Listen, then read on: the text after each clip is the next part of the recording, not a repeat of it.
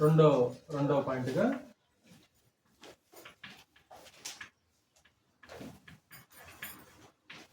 చెట్లు నేర్పుతున్న పాఠం.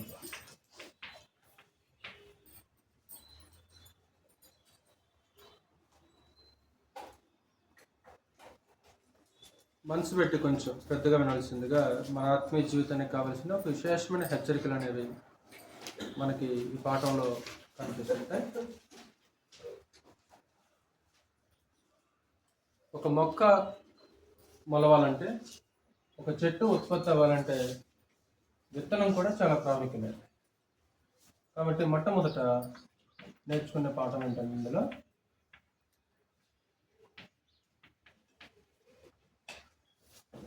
ఏ విత్తనం విత్తితే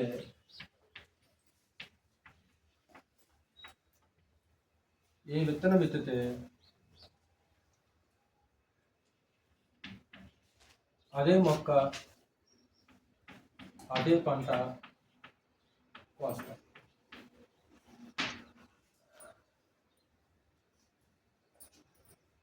కదా. సహజసిద్ధంగా మనకు తెలిసింది ఏంటంటే, ఏ విత్తనం అయితే విత్తుతామో అదే మొక్క వస్తుందా, లేకుంటే విత్తనానికి భిన్నంగా వేరొక మొక్క వస్తుందా? వేరొక మొక్క రా. ఏ విత్తనం అయితే విత్తుతామో అదే మొక్క వస్తుంది అన్నట్లు మనం చూడవచ్చు. ఒకవేళ ఒక నారింజ విత్తనాన్ని విత్తామనుకో, నారింజ మొక్క వస్తుంది తిరిగి. ఒక మామిడి విత్తనం విత్తామనుకో, తిరిగి మరలా మామిడి మొక్కే వస్తుంటుంది.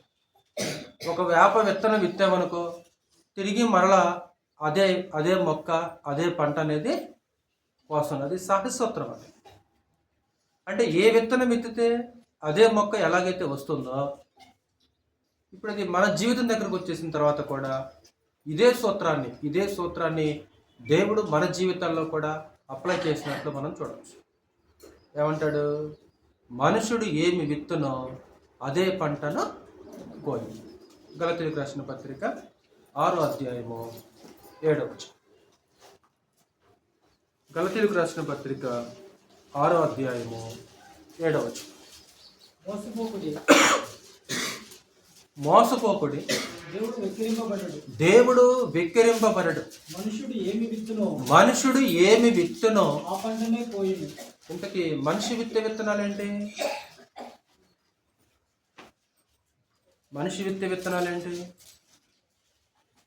మనుషుడు ఏమి విత్తునో అదే పంటను కోయును. కాబట్టి నీ గార్డెన్లో, ఇంటి ముందు ఏ విత్తనం విత్తితే అదే మొక్క, అదే పంట కోసినట్లు మన జీవితంలో కూడా దేన్ని విత్తుతామో అదే పంటను మనము కోస్తాం. ఇంతకీ మనిషి విత్తే విత్తనాలు ఏంటో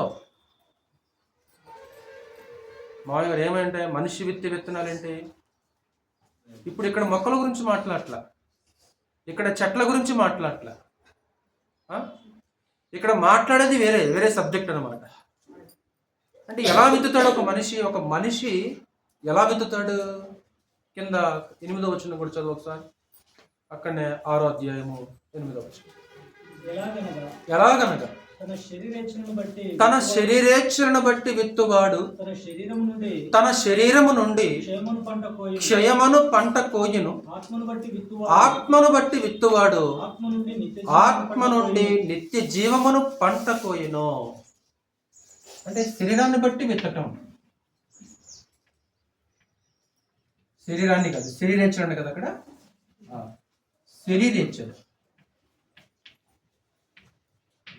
శరీరేచ్ఛను బట్టి విత్తడం. 2, ఆత్మను బట్టి విత్తడం.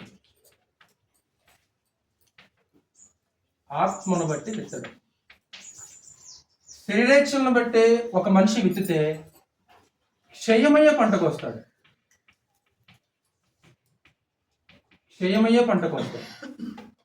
ఆత్మను బట్టి ఒక మనిషి విత్తితే అక్షయమయ్యే పంటకు వస్తాడు అన్నమాట. అక్షయమగు పంటకు వస్తాడు. అంటే శరీరేచ్ఛలను బట్టి విత్తడం అంటే అర్థం ఏంటి?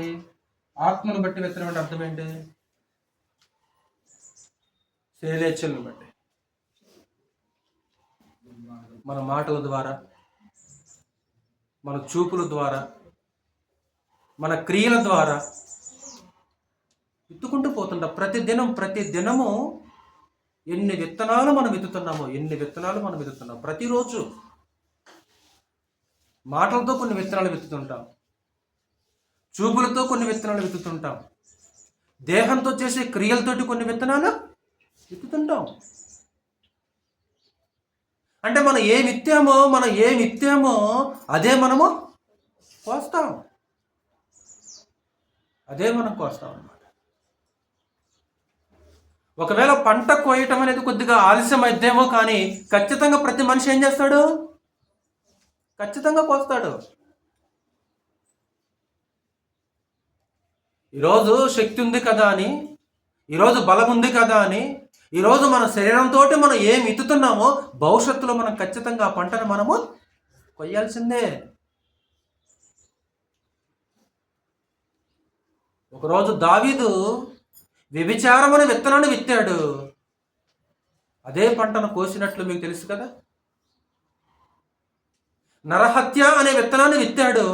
అదే పంటను కోసినట్లు మీకు తెలుసు కదా. అంటే ఏ విత్తనం విత్తితే అదే మొక్క ప్రకృతిలో ఎలాగొస్తుందో మనకు నేర్పే ఒక గొప్ప పాఠం ఏంటంటే, ఈరోజు క్రీస్తులో ఉన్న నీవు నీ ఆలోచనలతోటి, నీ మాటలతోటి, నీ చర్యలతోటి నువ్వు ఏం విత్తుతున్నావో భవిష్యత్తులో ఖచ్చితంగా నువ్వు పంట మాత్రం కొయ్యాల్సిందే. దేవుడు వదిలిపెట్టడు, ఏ మనిషిని దేవుడు వదిలిపెట్టడు. కాబట్టి ఒక విత్తనాన్ని చూసి ఏం నేర్చుకోవచ్చు మనం? ఒక విత్తనాన్ని చూసి, ఒక చెట్టును చూసి మనం ఏం నేర్చుకోవచ్చు? ఇదిగో ఏ విత్తనం విత్తితే అదే మొక్క వస్తుంది. మరి దినం కూడా ప్రతిరోజు కూడా నువ్వేం చేస్తున్నావు? అనేక విత్తనాలు విత్తున్నాను.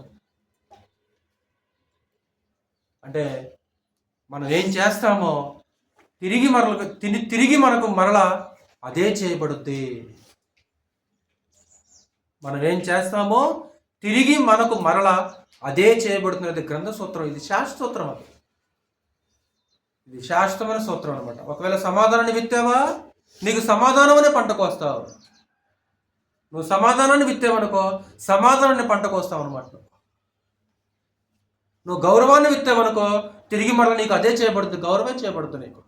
నువ్వు అమర్యాదను విత్తావనుకో, నీకు ఎలా చేయబడుతుంది? మరి నువ్వు ఎదుటివారి పట్ల అమర్యాదగా ఉన్నావనుకో, వాళ్ళు ఎలాగుంటారు నీ పట్ల?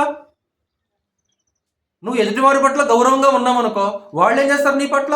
ఎరా అంటే నువ్వు గౌరవించే దాన్ని బట్టే నీకు గౌరవం దక్కుతుంది. నువ్వు మర్యాద చూపించే దాన్ని బట్టే నీకు మర్యాద మరలా దక్కుతుంది. సమాధానము విత్తబడిన మాట్లాడదాం ఒకసారి. యాకోబు రాసిన పత్రిక 3వ అధ్యాయం 18. యాకోబు రాసిన పత్రిక 3వ అధ్యాయం 18. నీతి ఫలము సమాధానము చేయు వారికి సమాధానమందు విత్తబడును. సమాధానము చేయు వారికి సమాధానమే విత్తబడుద్ది. నువ్వు సమాధానం అనే విత్తనం వేసావనుకో, నువ్వు ఎలాంటి పంటను కోస్తావు? సమాధానం అనే పంటనే కోస్తావు. నువ్వు కలహాన్ని, నువ్వు జగడాన్ని, నువ్వు అది కోరుకున్నావు అనుకో, నువ్వు అది విత్తావనుకో, నీకు అదే పంటని భవిష్యత్తులో నువ్వు కూడా కోస్తుంటావు. కొంతమంది తగాదు పెట్టుకొని నిద్రపడతారు. కొంతమంది మనుషులు చూస్తే వీడికి రోజుకు తగాదు కావాలండి, దీనికి రోజు తగాదు కావాలండి, దీనికి తగాదు లేని అసలు నిద్రపడతాంటారు కొంతమంది. సమాధానం అనేది ఆ వేళ మనం చూడలేము సార్, ఆయనలో మనం చూడలేము సార్. ఎందుకు? లేస్తే గొడవ, లేస్తే తగ్గు అనమాట. ఏదో ఒక చిన్న విషయాలకు ఏం చేస్తారంటే చిన్న విషయాలు పట్టుకొని ఇదిగో జగడాలు. సమాధానము చేయు వారికి సమాధానము విత్తబడును. అంటే మనం సమాధానంగా ఉన్నామనుకో, దేవుడు మన జీవితం ఎలా చూస్తాడరా? సమాధానం. అలాగే ఎంత విత్తుతున్నావు అనేది కూడా ప్రాముఖ్యమే. మరలా ఎంత విత్తుతున్నావు అనేది కూడా ప్రాముఖ్యమే. ఏవి విత్తుతున్నావో అది ప్రాముఖ్యమే, ఎంత విత్తుతున్నావో కూడా అంత ప్రాముఖ్యమైంది. అంటే నువ్వు ఎంతైతే విత్తావో అంతే పంటని కోస్తావు. 2 కొరింథీ పత్రిక 9వ అధ్యాయం. 2 కొరింథీ పత్రిక 9వ అధ్యాయము 6వ వచనం. కొంచెముగా విత్తువాడు కొంచెముగా పంట కోయును, సమృద్ధిగా విత్తువాడు సమృద్ధిగా పంట కోయును అని ఈ విషయమే చెప్పవచ్చు. నువ్వు విత్తే కొల ప్రమాణం కూడా ప్రాముఖ్యమే. నువ్వు ఎంత విత్తావో నీకు అంతే పంట వస్తుంది. అర్థమైందా సహోదరులారా? మాట అర్థమైందా మీకు? నువ్వు కొంచెం విత్తావనుకో నువ్వు కొంచెమే పంట కోస్తావు. నువ్వు సమృద్ధిగా విత్తావనుకో సమృద్ధికరమైన ఒక పంటని కోస్తావు. అంటే ఏ విత్తనం విత్తితే అదే మొక్క వస్తుంది, అదే పంట కోస్తాం అనే ఒక విశేషమైన పాఠాన్ని, ఒక సూత్రాన్ని మనం నేర్చుకోవచ్చు.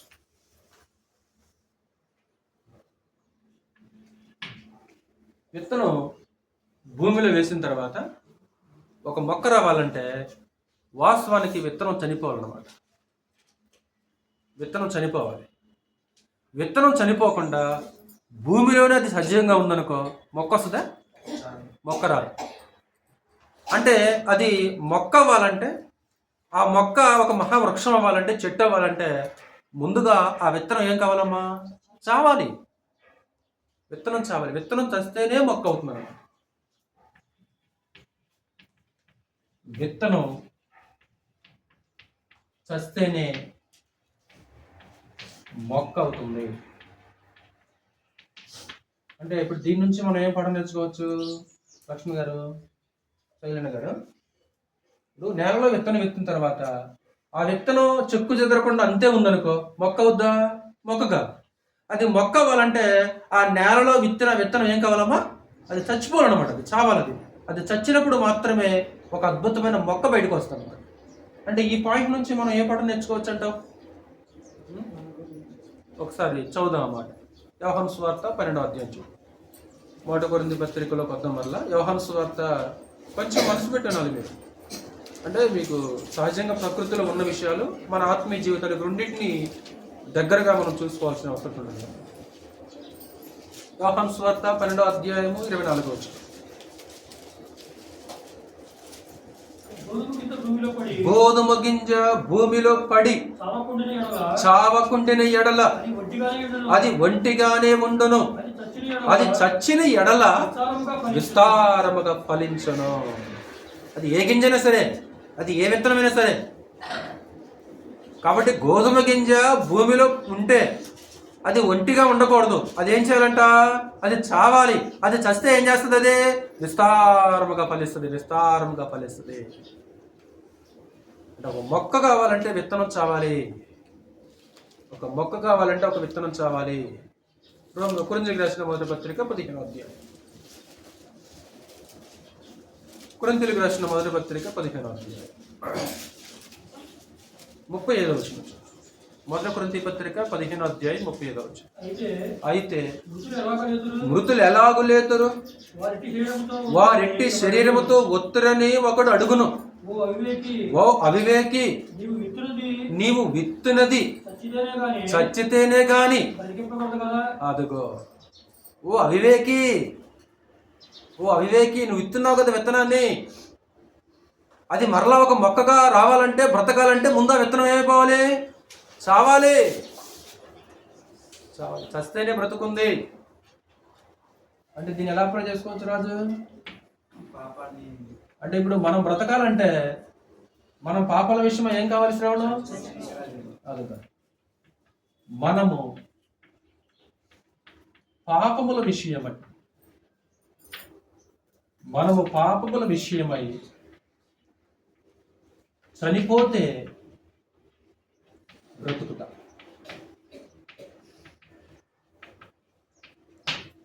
అదే పౌలు మాట్లాడుతూ, నువ్వు విత్తినది చస్తేనే అది బ్రతికింపబడును కదా.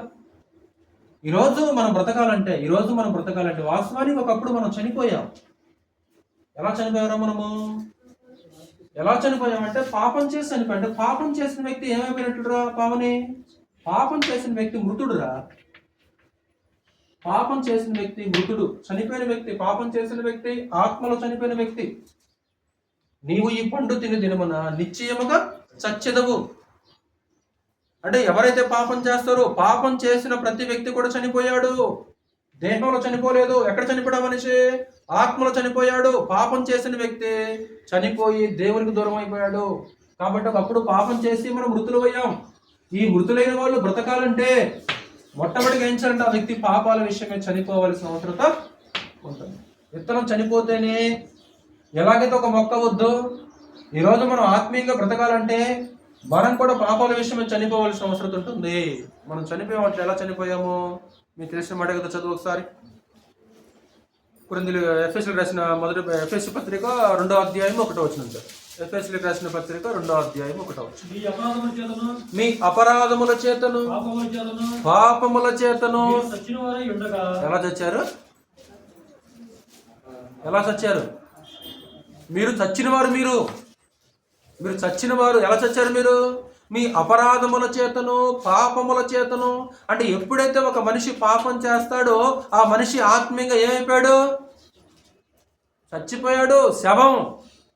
పాపం చేసిన వ్యక్తి శవం, చనిపోయాడు. అంటే చనిపోవడం అంటే దాని అర్థం ఏంటంటే, మరణం అనే పదానికి అర్థం ఏంటంటే ఎడబాటు. అంటే ఆ మనిషి ఇప్పుడు ఎవరికి ఎడబాటయ్యాడు? దేవునికి ఎడబాటయ్యాడు. అంటే దేవునికి దూరం అయిపోయాడు. అయితే తిరిగి మరలా దేవుడు క్రీస్తులో బ్రతికే ఒక అద్భుతమైన అవకాశాన్ని కూడా మనం కల్పించేశాడు సహోదరులారా. తిమోతికి రాసిన 2వ పత్రిక 2వ అధ్యాయంలో మనం బ్రతకాలంటే చనిపోవాలి అని మాట్లాడుతూ అద్భుతంగా పౌలు విషయాన్ని జ్ఞాపకం చేస్తుంటాడు. తిమోతికి రాసిన 2వ పత్రిక 2వ అధ్యాయం 11వ వచనం చదువు ఒకసారి. ఈ మాట నమ్మదగినది ఏదనగా మనం ఆయనతో కూడా చనిపోయిన వారమైతే. అంటే బ్రతకాలంటే ఏం చేయాలి? అత్తమ్మగారు వింటున్నారా? బ్రతకాలంటే ఏం చేయాలి? ముందు మనం ఆయనతో కూడా చనిపోయిన వారమైతే ఆయనతో కూడా బ్రతుకుదుము. అంటే మనం బ్రతకాలంటే ముందేం కావాలి? చనిపోవాలి. ఏ విషయంలో మనం చనిపోవాలి? ఇదిగో పాపముల విషయంలో మనం చనిపోవాలి. అంటే ఒక క్రైస్తవుడు, మీకు గతంలో చెప్పాను కదా, ఒక క్రైస్తవుడు పాపముల విషయంలో శవం లాంటి వాడు. ఎప్పుడైతే మనం బాప్తిసం పొందామో, బాప్తిసం పొందినప్పుడు పాపాల విషయం ఆ వ్యక్తి ఏమైపోయాడు? శవం అయిపోయాడు. పాపాల విషయమై చనిపోయిన వాళ్ళు క్రైస్తవులు. పాపాల విషయమై చనిపోయిన వాళ్ళు క్రైస్తవులు. చనిపోయిన శవం పాపం చేస్తుందా బ్రదరు? చనిపోయిన శవం పాపం చేస్తుందా? పాత కథే, మరలా చెప్తున్నాను, ఏమనుకోమాకండి. ఏదో ఒక సంతకం కోసమో, ఒక పాస్ పుస్తకం కోసమో, దేనికోసం ఎంఆర్ ఆఫీస్కి వెళ్ళా. నాకు ఒక 10,000 రూపాయలు ఇస్తే నీకు సంతకం పెడతానంటే దానికి అగ్రి అయిపోయాం. ఓకే సార్, నీకు 10,000 ఇస్తాను, దయచేసి నాకు పని కావాలి, సంతకం పెట్టాను. ఇది ఆఫీసు, అందరూ చూస్తున్నారు, సీసీ కెమెరాలు పడ్డాయి కాబట్టి నువ్వేం చేస్తావంటే రేపు ఉదయం ఇంటికి వచ్చేసే అన్నాడు. మన పని కోసం మనం ఏం చేసామంటే 10,000 రూపాయలు జేబులో పెట్టుకొని ఉదయాన్నే ఎంఆర్ఓ గారి ఇంటికి వెళ్ళాం. మనం వెళ్ళేసరికి ఏం జరిగిందంటే ఎంఆర్ఓ గారి ఇంటి ముందు టెంట్ వేశారు, ఏడుపులు వినపడుతున్నాయి. ఏంటని దగ్గరికి వెళ్ళి ఆరాధిస్తే ఇదిగో తెల్లవారుజామున హార్ట్ అటాక్తో ఎంఆర్ఓ గారు ఏమైపోయారు? చనిపోయారు. ఇప్పుడు ఆ ఎంఆర్ఓ శవం దగ్గరికి వెళ్ళి లంచం తీసుకుంటే శవం లంచం తీసుకుంటుందా? తీసుకుంటుందా బ్రదర్ లంచం? శవం ఆ శవం దగ్గరికి వెళ్ళి వ్యభిచారం చేద్దారా అంటే శవం లేచి వ్యభిచారం చేస్తుందా? దొంగతనం చేద్దారా అని శవాన్ని పిలిచావు, దొంగతనం చేస్తుందా? అంటే పాపాల విషయమే క్రైస్తవుడు ఇప్పుడు ఏమైపోయాడు? ఒక శవం అయిపోయాడు క్రైస్తవుడు. పాపాల విషయమై క్రైస్తవుడు ఒక శవం. ఈరోజు ఇక్కడ కూర్చున్న నీవు నేను నిజంగా అలాగనే ఉన్నామా? పేరుకే మనం బాప్తిసం పొందాం, కానీ నిజంగా పాపాల విషయంలో మనం చచ్చిపోయామా? ఏ విషయంలో మనం చనిపోయిన శవంగా ఉన్నాం? కాబట్టి ఒక విత్తనాన్ని చూసి, ఒక చెట్టును చూసి నేర్చుకునే పాఠం ఏంటంటే, ఒక అద్భుతమైన మొక్క తయారవ్వాలంటే, ఒక చెట్టు తయారవ్వాలంటే ఆ విత్తనం ఏం కావాలి? చావాలి. అది ఒకవేళ ఒంటిగా ఉందనుకో, అది చెట్టు కాదు, ఫలించదు అది.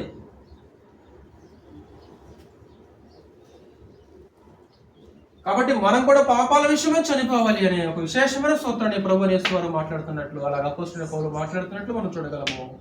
అలాగే దీని అర్థం ఏంటంటే, మరలా రెండోది, మరణం తర్వాత మరొక శరీరం ఉంది. ఒకసారి మరలా మొదటి కొరింథీయులకు వెళ్ళాయి ఒకసారి. అంటే పౌలు అక్కడ ఏం చెప్పదలుచుకున్నాడు అంటే, అక్కడ కాంటెస్ట్ ఏంటంటే అసలు మృతుల పునరుద్ధానం అనేది లేదు అనేది కాంటెస్ట్. 15వ అధ్యాయం అంతా కూడా 15వ అధ్యాయం అంతా కూడా సందర్భం ఏంటంటే మృతుల పునరుద్ధానం అనేది లేదు. అదే కదా మొదటి ప్రశ్న. ఒకసారి మరలా చదువు. 1 కొరింథీ పత్రిక 15వ అధ్యాయం 35వ వచనం చదువు. అయితే మృతులు ఎలాగూ లేతురు, ఎందుకంటే ఈ శరీరం కుళ్ళిపోతుంది కదా, మట్టిలో ఏమైపోతుందిరా, చచ్చిపోతుంది శరీరం, మట్టిలో పోతుంది కదా. ఇప్పుడు ఈ మట్టిలో శరీరం ఏమైపోద్ది కాలక్రమంలో? ఇప్పుడు కుళ్ళిపోద్ది, ఎరువైపోద్ది, కేవలం ఎముకలు గుడి మాత్రమే ఉంటుంది. ఏమయ్యా పౌలో, నువ్వేమో మృతుల పునరుద్ధరణ ఉంది అంటున్నావు, మృతులేమో తిరిగి లేస్తారంటున్నావు. నువ్వు ఎలాగొస్తాడు? శరీరం కుళ్ళిపోద్ది కదా, శరీరం క్షయమైపోద్ది కదా, మరి ఎలాంటి శరీరంతో వస్తాడా మనిషి? అప్పుడు పౌలు అని సమాధానం చెప్తున్నాడు. ఓ అవివేకి, నీవు విత్తినది చచ్చితేనే కాని బ్రతికింపబడదు కదా. నీవు విత్తుదానిని చూడగా అది గోధుమ గింజైనను సరే, మరి ఏ గింజైనను సరే వట్టి గింజనే విత్తబోవచ్చున్నావు గాని పుట్టబోవు శరీరమును విత్తట్లేదు. నువ్వు మొట్టమొదటి నువ్వేం చేస్తున్నావు? ఒక విత్తనాన్ని విత్తుతున్నావు. నువ్వు మొక్కను కాదు విత్తేది, దాని శరీరాన్ని విత్తట్లేదు. నువ్వేం విత్తుతున్నావు అనమాట? ఒక విత్తనం విత్తుతున్నావు. ఆ విత్తనానికి దేవుడు ఏం చేస్తున్నాడు? అయితే దేవుడే తన చిత్త ప్రకారము నీవు విత్తిన దానికి శరీరము ఇచ్చును, మరియు ప్రతి విత్తనమునకును దాని దాని శరీరము ఇచ్చుచున్నాడు. అంటే ఆ మొక్కనేమంటే శరీరం అంటే అక్కడ కన్ఫ్యూజ్ ఉంది ఏమన్నా జరగదు. అంటే నువ్వు విత్తావు కదా విత్తనానికి, ఇప్పుడు నువ్వు విత్తిన విత్తనానికి శరీరాన్ని ఎవరు ఇస్తున్నారు? దేవుడు ఇస్తున్నాడు. అంటే ఆ విత్తనం చచ్చిపోద్ది, టోటల్గా రూపురేఖలు ఉంటాయి. తర్వాత మొక్క వచ్చిన తర్వాత, ఇప్పుడు ఆ మొక్క వచ్చిన తర్వాత విత్తనం యొక్క రూపురేఖలు ఏమైనా ఉంటాయా? ఉండవన్నమాట. అంటే ఇక్కడ మానవ దేహాన్ని ఒక విత్తనంతో పోల్చాడు. మానవ దేహాన్ని ఒక విత్తనంతో పోల్చేశాడు. ఒకవేళ దేహంలో ప్రాణం పోయిందనుకో, ఈ దేహంలో ప్రాణం పోతే ఇప్పుడు ఈ దేహాన్ని ఎక్కడ తీసుకెళ్తారు? మట్టిలోకి తీసుకెళ్తారు అనమాట. కాబట్టి ఈ దేహం రూపం వేరే, కానీ ఒక విశ్వాసం ఏం చేస్తాడంటే ఈ రూపం కలిగిన దేహం కాకుండా మరొక శరీరాన్ని ఏం చేస్తున్నాడు? ఆ విశ్వాసే ధరించుకుంటున్న విషయాన్ని అక్కడ జ్ఞాపకం చేస్తున్నాడు అపోస్తలుడైన పౌలు అన్నమాట. కాబట్టి మరణం తర్వాత మరొక శరీరం ఉంది అనే విషయాన్ని జ్ఞాపకం చేస్తున్నాడు. కాబట్టి చెట్లు నేర్పే పాఠం ఏంటంటే ఇదిగో విత్తనం తెస్తేనే మొక్క అవుతుంది, ఇదిగో మనం కూడా పాపాల విషయమై చనిపోవాలని మాట్లాడుతుంటాడు. అలాగే నెంబర్ 3, విత్తనాలన్నీ మొలకెత్తాయా? విత్తిన విత్తనాలన్నీ మొలకెత్తాయా? ఇప్పుడు మిరప విత్తనాలని, లేకుంటే పత్తి విత్తనాలని, సరే ఏదైనా రైతు ఏం చేస్తున్నాడు? పొలంలో అనేక విత్తనాలు విత్తుతుంటాడు. ఒకవేళ 100 విత్తనాలు అనుకుందాం, ఒక సుమారుగా 100 విత్తనాలు విత్తాడు. 100 మొక్కలు మొలుస్తాయా? అన్నీ మొలిసే అవకాశం ఉందా? లేవన్నమాట. అన్ని విత్తనాలు మొలకెత్తాయి. అన్ని విత్తనాలు మొలకెత్తాయి. అంటే ఇప్పుడు దీన్ని ఎలా తీసుకోవాలి మనం ఆత్మీయంగా? ఏమా లక్ష్మణ్, ఎలా తీసుకోవాలి దీన్ని ఆత్మీయంగా, స్పిరిచువల్గా మనము? Very good. ఇంకా అంతకంటే ముందు విత్తువాడు విత్తనములు విత్తుటకు బయలుదేరాడు. కొన్ని విత్తనాలు ఎక్కడ పడ్డాయి? త్రోవ పక్కన. 2, కొన్ని విత్తనాలు ఎక్కడ పడ్డవి? రాతి నేల మీద. 3, కొన్ని విత్తనాలు ఎక్కడ పడ్డవి? ముళ్ళ పొదలు. కొన్ని విత్తనాలు ఎక్కడ పడ్డవి? మంచి నేల. అంటే అర్థం ఏంటి? ఇప్పుడు వాక్యం అందరు వింటారు కానీ గ్రహించి లోబడే ఎంతమంది?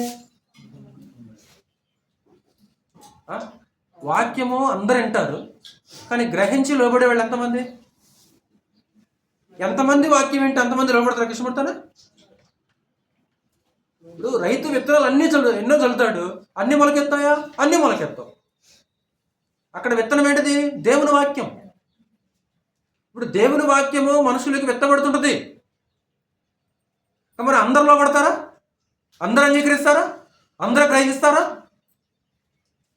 సరే, గ్రహించాడు, లోబడ్డాడు. అందరూ మరణం వరకు నమ్మకంగా కొనసాగుతారా?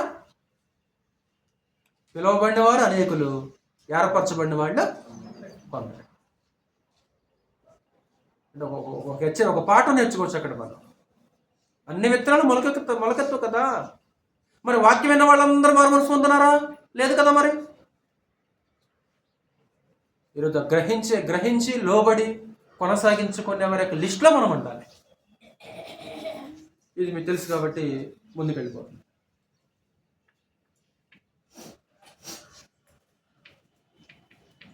అంటే విత్తనం ఒక చిన్న మొక్క ఉంది. చిన్న మొక్క ఒక చెట్టు అవుతుంది. ఈ చెట్టు ఒక మహావృక్షంలా ఎదుగుతుంది.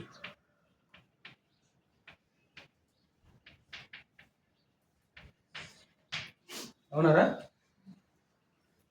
విత్తనం దశ నుంచి ఎక్కడికి వస్తాం? అది ఒక చిన్న మొక్కలాగా వస్తుంది. చిన్న మొక్క నుంచి ఎలాగ వస్తుంది? ఒక చెట్టు ఎలాగైపోద్ది? ఒక మహావృక్షంలా ఎదుగు. అంటే ఇప్పుడు 10 పాయింట్లు 10 పాఠాలు నేర్చుకుందాం. మనం 10 పాయింట్లు ఆలోచన చేద్దాం. ఈ 10 పాయింట్లు మంచివే.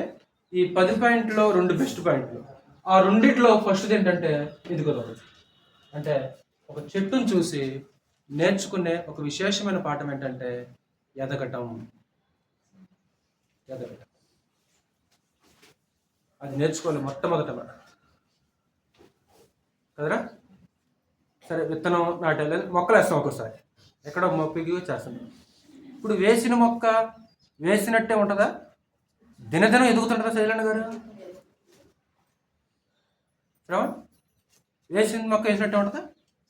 దినదినం ఒక వారం చూడకపోతే ఏంది అప్పుడు ఎంత వచ్చింది చెట్టు?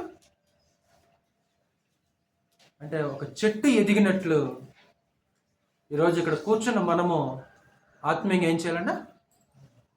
ఎదగాలి. ఈరోజు అనేక మంది క్రైస్తవ జీవితాలు ఎలా ఉన్నాయంటే ఎక్కడేసిన గొంగని అక్కడే అని అంటారు. ఎక్కడేసిన గొంగలు అక్కడే. 10 సంవత్సరాల సీనియర్లం మేము, 5 సంవత్సరాల సీనియర్లం మేము. అంటే కాలాన్ని బట్టి చూస్తే సీనియర్లే, ఎదుగుదలలో చూస్తే మాత్రం ఏమి ఎదుగు బొదుగు లేదు. అసలుకి ఎదుగు బొదుగు అనేది ఏమీ లేదనమాట. 5 సంవత్సరాల క్రితం ఎలాగున్నాడో ఇప్పుడు కూడా నాకు చూడరా. ఇప్పుడు డిసెంబర్, సంవత్సరం క్రితం ఆత్మీయంగా ఎలాగున్నావు అంటే నాకు సమాధానం చెప్పొద్దు. సంవత్సరం క్రితం ఆత్మీయంగా ఎలాగున్నావు? ఇప్పుడు సంవత్సరం అయింది కదా. ఇప్పుడు ఈ సంవత్సరంలో ఏమన్నా ఎదిగాము ఆత్మీయంగా? సరితే మీకు మీరు సమాధానం చెప్పుకోండి, నాకు నేను సమాధానం చెప్పుకుంటా. ఇప్పుడు ఎవరెవరికి జవాబుదారులు కాదు, మన జీవితానికి మనమే జవాబుదారులు. 2 సంవత్సరాల క్రితం ఆత్మీయంగా ఎలాగున్నా నేను? 2 సంవత్సరాల క్రితం ఆత్మీయంగా ఎలాగున్నా? 2 సంవత్సరాలు ఎందుకు కదా ఇప్పటికి. మరి 2 సంవత్సరాల తర్వాత ఏమన్నా ఇంప్రూవ్మెంట్ కనిపిస్తుందా? నా శైలన్న సంధ్య పురోగతి అంటారు కదా, తెలుగులో ఇంకేమంటారంటే పురోగతి, అభివృద్ధి, పురోగతి. దాని ఇంగ్లీష్లో ఏమంటారంటే ప్రోగ్రెస్ కార్డ్స్ ఉంటాయి కదా పిల్లలకి. చూడండి సార్, మీ వాడు ప్రోగ్రెస్. ఫస్ట్ మా స్కూల్లో వచ్చినప్పుడు ఏ విషయాలు కూడా రావండి. ఇప్పుడు మీ వాడు చూడండి, మీ ప్రోగ్రెస్ ఎలా ఉంది? మీ వాడు ప్రోగ్రెస్ ఎదిగాడు బిడ్డ. కానీ నువ్వు నేను మాత్రం రా. అంటే ఏం చెట్టును చూసి చెట్టును చూడకుండా ఏం నేర్చుకోవాలి? కాబట్టి ఎవరో మనం కూడా యెహోవా నాటిన చెట్లని వారికి పేరు పెట్టబడను. నువ్వు కూడా ఎవరివి? ఆ పరలోకపు తండ్రి చేత నాటబడిన ఒక మొక్కవి, ఆ దేవుని చేత నాటబడిన ఒక చెట్టువి. ఇప్పుడు ఏం చేయాలి మరి? నువ్వు ఎదగాలి. అందుకే ఎలా ఎదగమన్నాడు? ఖర్జూర వృక్షం అన్న కదా, చదువమాట. ఖర్జూర వృక్షము వలె 92 కీర్తన. మళ్ళీ ఇందా చదివా, మళ్ళా చదువు. 92 కీర్తన 12వ వచనం 13వ వచనం. 92 కీర్తన 12వ వచనం. నీతిమంతులు ఖర్జూర వృక్షము వలె మొవ్వవేయుదురు, లెబనోను మీద దేవదారు వృక్షము వలె ఎదుగుదురు. ఆ పదం చూడు శాంతియా, ఎదుగుదురు. అంటే చెట్లో ఏం చేయాలి శాంతియా? ఏ విషయంలో? నువ్వు ఎదగాలి. నువ్వు ఎదగాలి.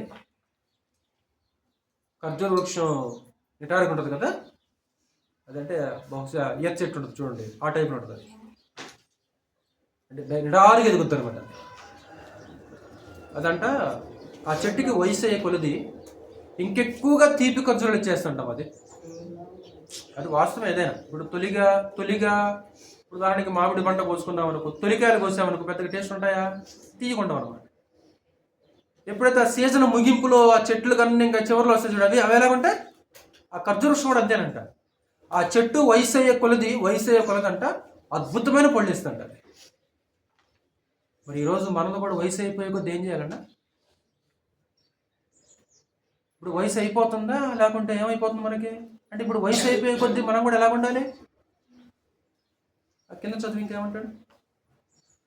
13వ వచనం, యెహోవా మందిరములో నాటబడిన వారే వారు మన దేవుని ఆవరణములో వర్ధిల్లుదురు. ఆశ్రయదుర్గమైన యెహోవా యథార్థవంతుడని, ఆయన యందు ఏ చెడుతనము లేదని ప్రసిద్ధి చేయుటకై వారు ముసలితనమందు ఇంకా చిగురు పెట్టుచుందురు, సారము కలిగి పచ్చగా ఉంటారు. ఏ వయసులో పచ్చగా ఉంటారు? ఏ వయసులో సారం కలిగి ఉంటారు? ఏ వయసులో తీటి పళ్ళిస్తారు? ఏ వయసులో అంటే? ఈరోజు వయస్సు పెరిగే కొద్దీ రోజులు పెరిగే కొద్దీ నీళ్ళుండాలి. ఏం కావాలి? ఒక మధురమైన లక్షణాలు మనలో కనపడాలి. అంటే కొంతమంది ఇంట్లో ముసలాళ్ళని ఏమంటాం మనం? వయసు పెరుగుతున్న కొద్దీ ముసలిదానికి చాదస్తం పెరుగుతుంది అంటాం. కొంతమంది పెరగాల్సింది చాదస్తం కాదు. ఏం పెరగాలో తెలుసా? వయసు పెరుగు కొద్దీ ఏం పెరగాలంటే, తీతుకు రాసిన పత్రిక 2వ అధ్యాయం చూడొస్తారు. తీతుకు రాసిన పత్రిక 2వ అధ్యాయము 1-2 వచనాలు. నీవు హితబోధకు అనుకూలమైన సంగతులను బోధించుము. 197 పేజీ, క్రొత్త నిబంధనలు 197 పేజీ తీయాలి. చదువుతున్నప్పుడు వెంటనే తీతు పత్రిక 2వ అధ్యాయము 2వ వచనం చదువుతున్నాను. చదువు ఇప్పుడు. ఎలాగనగా వృద్ధులు మితానుభావము గలవారును, మాన్యులను, స్వస్థ బుద్ధి గలవారును, విశ్వాస ప్రేమ సహనముల యందు లోపము లేని వారై ఉండాలి.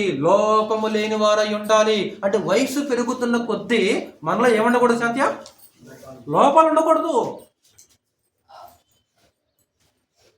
అంటే మనం సమర్థించడానికి ఏమంటామంటే, లోపాలు లేని మనిషి ఎవరన్నా చూపి ఉంటాయి. వాటిని ఏం చేయాలి? లోపాలు లేని మనిషి ఎవరంటారండి? నువ్వు భలే చెబుతావు కానీ ఉంటాయి, లోపాలు ఉంటాయి. ఏం చేయాలి మరి వాటిని? అంటే వాటిని ఏం చేయాలంటే దినదినం కూడా వాటిని ఏం చేయాలంటే సరి చేసుకుంటూ ఒక స్థాయిలోకి వచ్చిన తర్వాత ఎలా ఉండాలంటామా? లోపము లేని వారై. అంటే ఎదగాలి సహోదరులారా, ఎదగాలి. మీ ఇంట్లో బహుశా మన ఇంటి ముందు అందరూ మొక్కలు ఉంటాయి, తెలుసు మీకు. ఎలా ఎదుగుతుందిరా జ్యోతి? మొక్కలు ఎలా ఎదుగుతున్నాయిరా? వేసిన మొక్క వేసినట్టే ఉందా? లేదుగా. మరి ఇన్ని సంవత్సరాల నుంచి నాటబడ్డంగా మనం కూడా ఎదిగాము. ఏమన్నా అంటే మిమ్మల్ని విమర్శించడానికి నేను పూనుకోలేదు. ఒక హెచ్చరిక, దేవుడు ఇస్తున్న సందేశం. ఇంకేమంటాడు? నిరవంజి చెట్టు వలె అంటాడు కదా అమ్మ. అక్కడ ఏమన్నాడు? నిరవంజి చెట్టు వలె. యెషయా గ్రంథం 44వ అధ్యాయం. యెషయా గ్రంథం 44వ అధ్యాయము 4వ వచనం. యెషయా గ్రంథం 44వ అధ్యాయము 4వ వచనం. నీటి కాలువల యొద్ద నాటబడిన నిరవంజి చెట్లు గడ్డిలో ఎదుగునట్లు వారు ఎదుగుదురు. వారు అంటే అక్కడ ఎవరో తెలుసా? ఎవరి గురించి మాట్లాడుతున్నాడు? ఇశ్రాయేలు గురించి మాట్లాడుతున్నాడా? కాదు. పైన కాంటెస్ట్ వచ్చిన కింద చదివాం కదా, పైన వచ్చినాం చదువు, మరలా పైన వచ్చిన కూడా చదువు. నేను తప్పిగలవాని మీద నీళ్లను, ఎండిన భూమి మీద ప్రవాహ జలములను కుమ్మరించెదను. నీ సంతతి మీద ఎవరో ఎవరోళ్ళు? నేనేం చేస్తాను? నేను తప్పిగలవాని మీద నీళ్లను, ఎండిన భూమి మీద ప్రవాహ జలములు కుమ్మరించెదను. అక్షార్థమైన జలాలు కాదవి. మళ్ళీ అర్థం చెప్పాడు అక్కడ, నీ సంతతి మీద నా ఆత్మను. ఒకరోజు పండగలో కూడా యేసు ప్రభు ఈ మాట అంటాడు, ఎవడైనను దప్పిగుని ఎడలా నా యొద్దకు వచ్చి దప్పికి తీర్చుకొనవలెను. గుర్తొస్తుందా? చివరి పండగలో, అంత్యదినం రోజు పండగలో చివరి రోజున ప్రభునేశ్వరు నిలబడి జనసమూహంలో మాట్లాడుతుంటాడు. అంటే ఎవరైతే పరిశుద్ధాత్మను పొందుతారో, పరిశుద్ధాత్మను పొందిన వాళ్ళు ఏం చేయాలంట? నిలవంజి చెట్లు గడ్డిలు ఎదిగినట్లు ఏం చేయాలి రాజు? ఎదగాలి.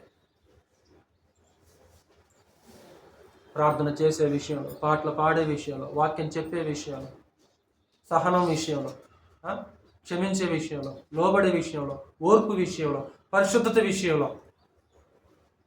ఒకప్పుడు పరిశుద్ధత ఎలాగుంది, ఇప్పుడు ఎలాగుంది పరిశుద్ధత? ఒకప్పుడు ఓర్పు ఎలాగుంది, ఇప్పుడు ఎలాగుంది ఓర్పు? ఒకప్పుడు సహనం ఎలాగుంది, ఇప్పుడు ఎలాగుంది సహనం? దేంట్లో ఎదిగాం? ఇదిగోన్నా ఈ సంవత్సరంలో, ఇది డిసెంబర్ చివరి నెల కదన్నా, నేను ఈ సంవత్సరం అంతా ఓర్పులు ఎదిగానన్నా. అసలు నాకు ఓర్పు ఉండేది కదన్నా, కానీ ఇప్పుడు ఓర్పు ఉంది నాలో. ఇదిగోనా నేను కోపం అనుకున్నానన్నా, ఈ విషయంలో ఎదిగానన్నా. ఒకప్పుడు చీటికి మడి కోపడేవాడిని నేను, కానీ ఇప్పుడు ఎలా ఉన్నాను నేను? సరే, మళ్ళీ మనం పరీక్షించుకుందాం.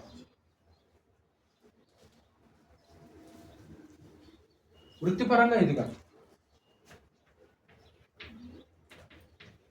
వృత్తిపరంగా, శారీరకంగా, మానసికంగా,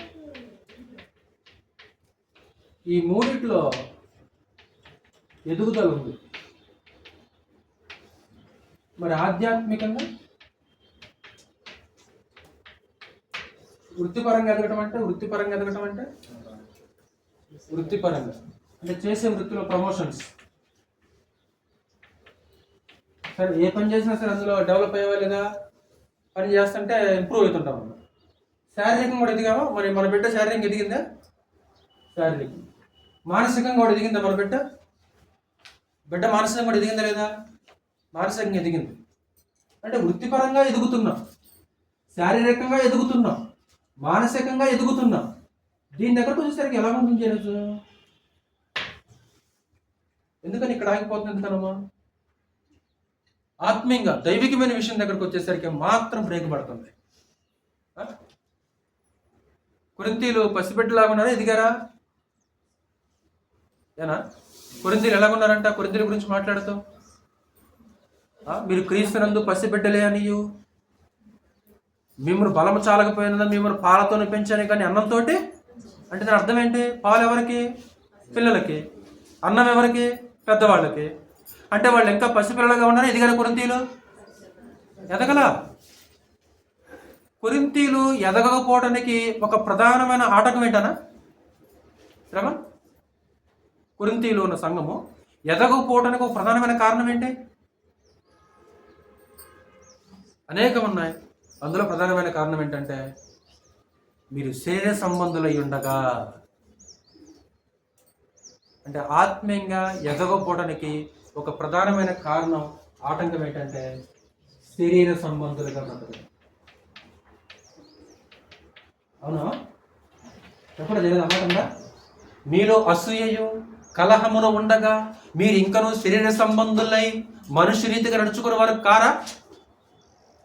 అంటే వాళ్ళు ఎలాగున్నారు? ఇంకా శరీర సంబంధులుగా ఉన్నారు, ప్రకృతి సంబంధులుగా ఉన్నారు, ఈ లోక సంబంధులుగా ఉన్నారు. అంటే ఈ లోక సంబంధులుగా ఉన్నారు కాబట్టే వాళ్ళు ఎప్పుడు పసిపిల్లలాగానే ఎదగల. వాళ్ళు ఎదగటానికి ఒక ఆటంకం, ఎదగకుండా చేయడానికి ఒక ఆటంకం ఏంటంటే శరీర సంబంధమైన మనసు, శరీర సంబంధమైన ఆలోచనలు, శరీరానుసారమైన జీవితం. ఎప్పుడైతే మనం శరీరానుసారంగా జీవితాన్ని జీవించేస్తామో, ఎప్పుడైతే మనం శరీరానుసారంగా ఆలోచించి శరీర సంబంధులుగా బ్రతుకుతామో, ఆధ్యాత్మికంగా ఎదిగే అవకాశము ఎక్కాలన్న. విశ్వాసం మెట్లుంటాయి, ఆఖరి మెట్టుకి ఎక్కాలన్న. మనం ఆఖరి మెట్టుకి ఎక్కాలన్నమాట. ఆఖరి మెట్టుకి ఎక్కాలి. అబ్రహాం ఇక్కడ కూర్చున్నాడు అన్నమాట.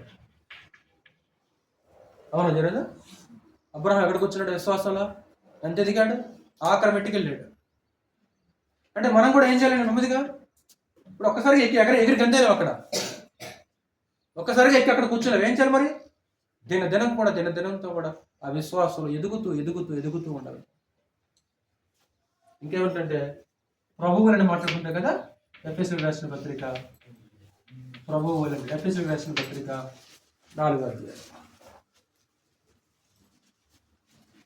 15వ వచనం. ఎఫెసీయులకు రాసిన పత్రిక 4వ అధ్యాయం 15వ వచనం. ప్రేమ కలిగి సత్యము చెప్పుచు క్రీస్తు వలె ఉండుటకు అన్ని విషయములలో. ఎన్ని విషయాలలో ఏ విషయాలను ఎదగాలి? ఎవరిలా ఉండడానికంటారా?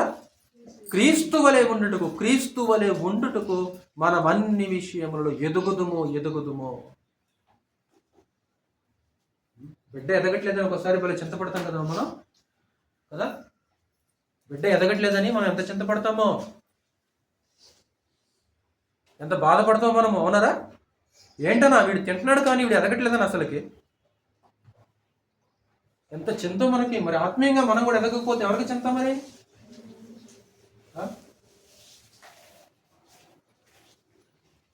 రెండు, చెట్టుకుండే మరొక స్వభావం ఏంటంటే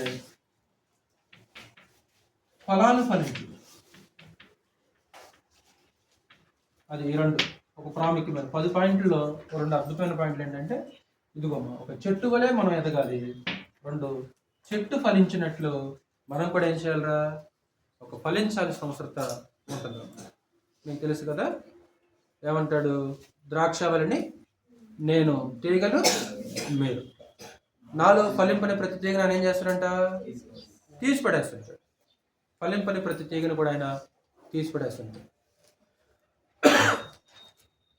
ఇక్కడ ఫలించాలంటే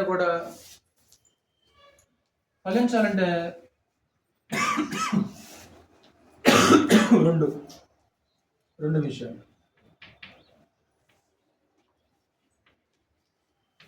యజమానికి అనుకూలమైన ఫలాలు ఫలించాలంటే ఇందాక మనం చదివిన మాట ఒకసారి మళ్ళీ చదువుదాం. యోహాను సువార్త 12వ అధ్యాయం ఒకసారి. యోహాను సువార్త 12వ అధ్యాయము 24వ వచనం. ఇందాక మనం చదువుకున్న మాట 12:24. గోధుమ గింజ భూమిలో పడి చావకుండిన ఎడల అది ఒంటిగానే ఉండును, అది చచ్చిన ఎడల. అంటే ఫలించాలంటే ఏం చేయాలి? చావాలి. అంతే కదా శ్రవణం? అది ఒంటిగా ఉందనుకో ఫలిస్తుందా? ఫలించదు. ఇందాక ఫలించాలంటే చావాలి. 2, ఫలించాలంటే మనకు విశేషమైన సూత్రం ఏంటంటే నిలిచి ఉండాలి. ఫలించాలంటే నిలిచి ఉండాలి. ఎక్కడ నిలిచి ఉండాలి? 15వ అధ్యాయంలోకి వెళ్ళి ఒకసారి. యోహాను సువార్త 15వ అధ్యాయం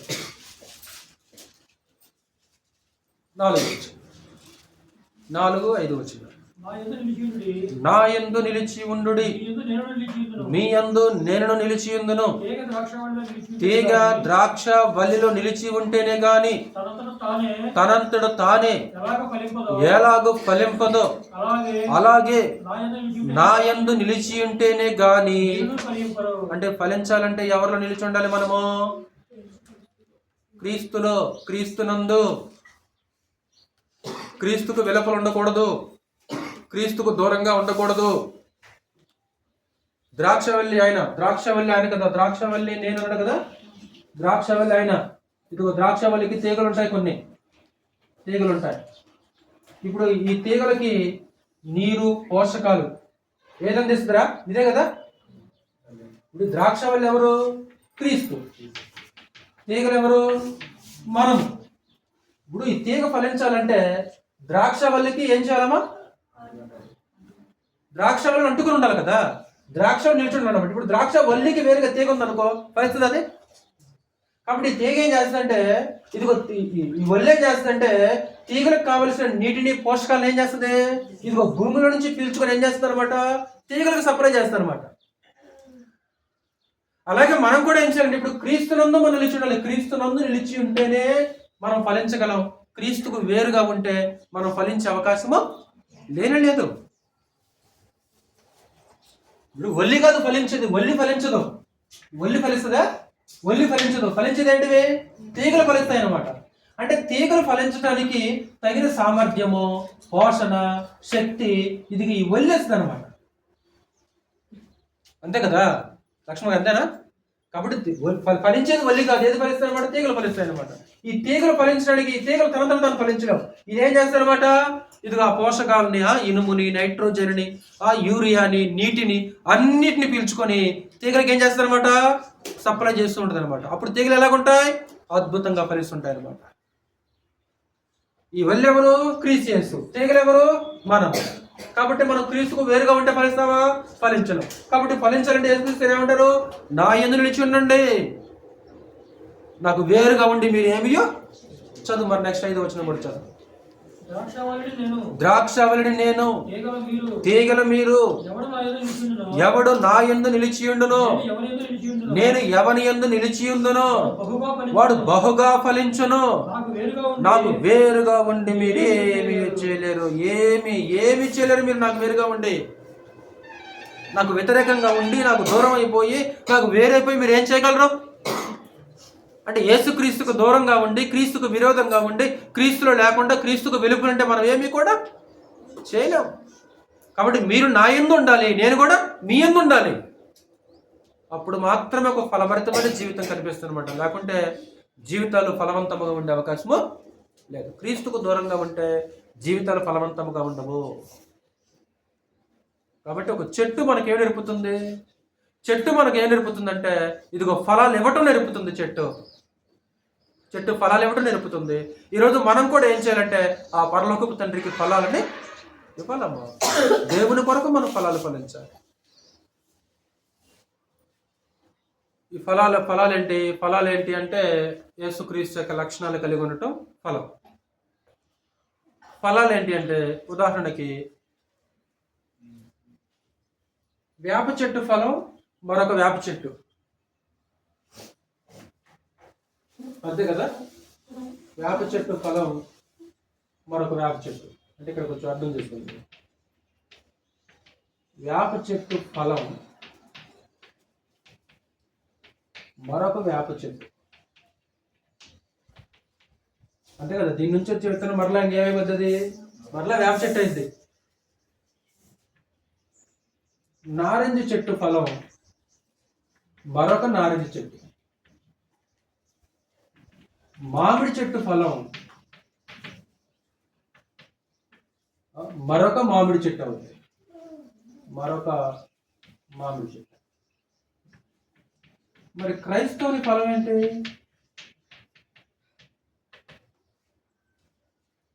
క్రైస్తవుని ఫలం ఏంటి? మరొక క్రైస్తవుడు. అవునా కాదా? అంటే ఇప్పుడు మనం ఫలించడం అంటే యేసుక్రీస్తు యొక్క లక్షణాలు కలిగి ఉండటం ఫలించడం. వెలుగు ఫలం అంటాడు, ఆత్మ ఫలం అంటాడు, మంచి ఫలం అంటాడు, నీతి ఫలం అంటాడు, ఎన్నో ఉంటాయి. అంటే ఇప్పుడు మనం నేర్చుకోవాల్సిన ఒక సూత్రం ఏంటంటే, ఒక వేప చెట్టు ఫలం మరొక వేప చెట్టు అయింది, నారింజ చెట్టు ఫలం ఒక నారింజ చెట్టు అయింది, మామిడి చెట్టు ఫలం ఒక మామిడి చెట్టు అయింది. మరి క్రైస్తవుడి ఫలం ఏంటి? మరొక క్రైస్తవుడు. అందుకే ప్రభు అపోస్తలుడు ఒక మాట అన్నాడు, మీరు వెళ్ళి సమస్త జనులను శిష్యులుగా చేయండి. అంటే నీలాంటి వాళ్ళని ఏం చేయాలి రాజు? నువ్వు నీలాంటి వాళ్ళని ఇంకొకరిని చేయాలి. అది కదా నిజమైన ఫలం. అది నిజమైన ఫలం ఏదంటే, ఇదిగో నీలాంటి వాళ్ళు మరొకరిని కనాలి, నువ్వు మరొకరు తయారు కావాలి.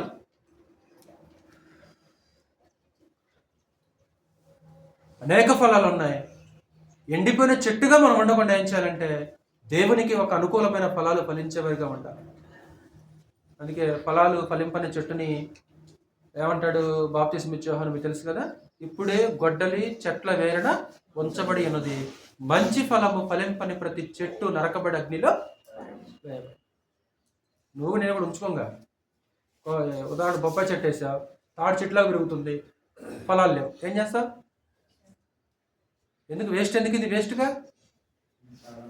యజమాని అనలేదా ద్రాక్ష తోటలో అంజూరం చెట్టు ఒకటి ఉందంట, ఆకులు తప్ప ఏమి లేవు, భూమి ఎలా అర్థమైపోవాలను? ఏం ఉపయోగం లేదు, ఫలాలు ఏమి లేదు. ఈరోజు దేవునికి ఈరోజు మనమేలా ఉన్నాం సహోదరులారా? ఈరోజు మనం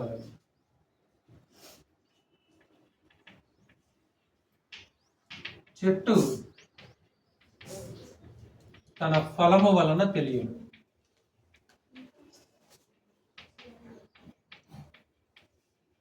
చెట్టు ఎలాంటిదో దేని వల్ల తెలుస్తుంటాడు యేసుక్రీస్తు వారు? ఫలం వల్ల తెలుస్తుంది. అవునా? లోకాసు వార్త అంటే ఏంటి, దీని అర్థం ఏంటి? ఇప్పుడు లోకాసు వార్త 6వ అధ్యాయం ఒకసారి.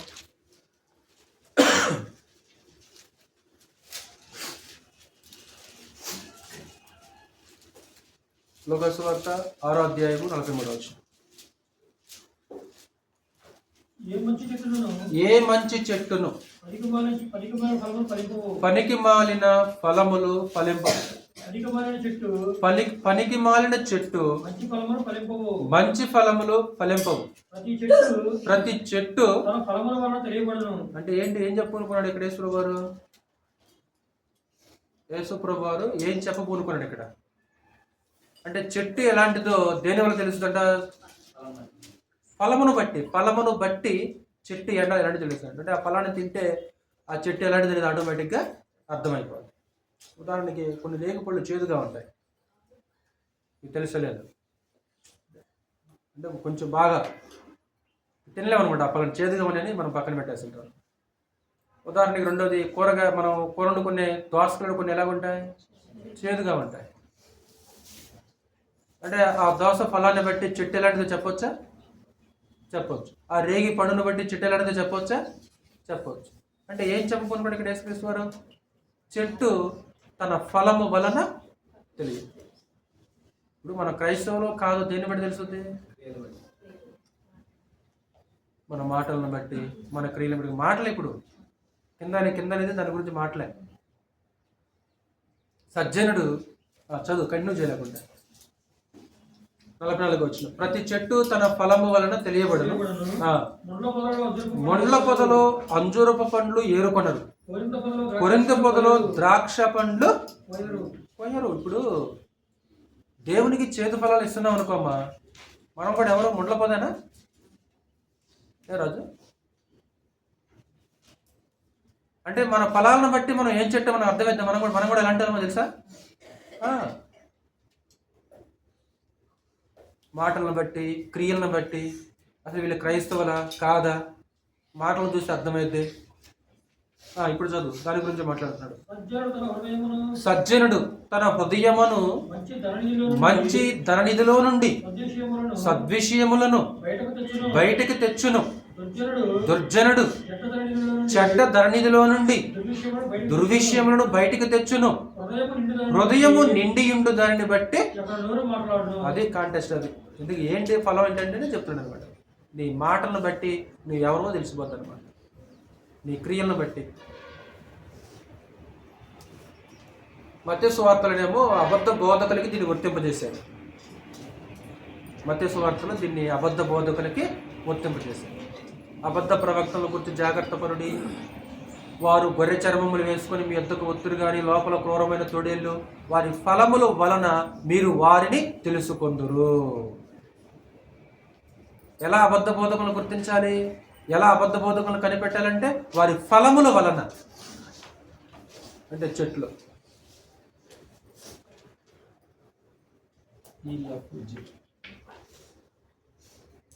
చెట్టు ఫలించాలంటే ప్రాముఖ్యంగా నీరు అవసరం. ఇంకేది అవసరం? చెట్టు ఫలించాలంటే ప్రాముఖ్యంగా ఒకటి నీరు అవసరం, 2 ఏది అవసరం? ఇంకా సూర్యరశ్మి కదా, సూర్యరశ్మి. అందుకే ఇప్పుడు పొలాలలో కూడా కొన్ని చెట్లు ఉంటాయి, వేప చెట్లు అని, తుమ్మ చెట్లు అని. ఇప్పుడు వేప చెట్టు కింద ఉన్న మొక్కలేమో ఒకలాగా ఉంటాయేమో, నీడ పడకుండా ఉంటాయి చూడు. సూర్యరశ్మి బాగా పడే మొక్కలు ఎలాగ ఉంటాయి? శైలెండ్ గారికి బాగా తెలుసు కదా విషయం, తెలుసు, నాకు కూడా తెలుసు. చెట్టు కింద ఉన్న మొక్కలేమో ఒకలాగా ఉంటాయమ్మా, ఫలాలు అసలు ఉండవు. ఏదో 1, 2, 3 మిరప తోట అనుకో, మిరప చెట్టు అనుకో, 3, 4 కాయలు ఉంటాయి అనమాట. కానీ కొద్ది చెట్టు అవతల ఉన్న మొక్కలు ఎలా ఉంటాయి తెలుసా? విస్తారంగా కాస్తాయి అనమాట. అంటే వాస్తవానికి ఆకులకి వెలుగు కావాలి. అంటే చెట్లు ఏం చేస్తాయంటే చెట్లు వెలుగు వైపు చూస్తాయి.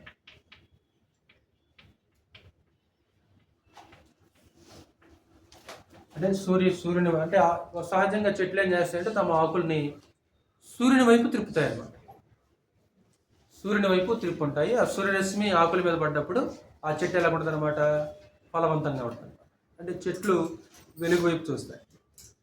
ఇప్పుడు ఇప్పుడు మనం ఎవరో చూడాలి, యెహోవా నాటిన చెట్లు కదా, మనం కూడా ఎవరో శాంతి యెహోవా నాటిన చెట్లు కదా. ఇప్పుడు మరి మనం ఎవరో చూడాలి, ఎవరో చూడాలి మనం కూడా. ఎవరు ఈ వెలుగు? ఎవరు వెలుగు? ఎవరు? యేసుక్రీస్తు కదా. ఆయనలో జీవం ఉండెను, ఆ జీవం మనుషులకు వెలుగై ఉండెను. యేసు వైపు చూచుచు మీ ఎదుట వచ్చబడిన పందెములో ఓపికతో పరుగెత్తుడి. ఇప్పుడు మనం కూడా ఎవరైపు చూడాలి? మరి మనం కూడా చూడాల్సింది ఎవరి వైపు? చెట్లు తమ ఆకుల్ని సూర్యుని వైపు, వెలుగు వైపు చూసినట్లు ఈరోజు మనం కూడా ఏం చేయాలంటే మనం చూడాల్సింది లోకం వైపు కాదు, మనుషుల వైపు కాదు. మీ విశ్వాసము మనుషుల జ్ఞానమును ఆధారము చేసుకొనక మనం చూడాల్సింది లోకం వైపు కాదు. మన దృష్టి అంతా కూడా, మన గురంతా కూడా ఎవరి మీద ఉండాలిరా? యేసు మీదనే, ప్రభు మీదనే. నీ కళ్ళన్నీ కూడా ఆయన మీదనే ఉండాలి. నీ ఆలోచనలన్నీ కూడా ఆయన మీదనే ఉండాలి. యేసు మీద నువ్వు లక్ష్యం ఉంచాలి. ఇక నువ్వు తప్పిపోవన్నా, ఏమాత్రం కూడా తప్పిపోవు అనమాట. ఎప్పుడైతే దృష్టి మారద్దో ఏమైపోద్దాం? ఆటోమేటిక్గా దృష్టి మారిందనుకో, ఆలోచన మారిందనుకో, నువ్వు బలహీన పడిపోతుంటావు అనమాట. చెట్లు మీకు తెలుసు కాబట్టి రిఫరెన్స్ మీకు ఏమవ్వట్లేదు. అలాగే చెట్లు తమ కొరకు కాక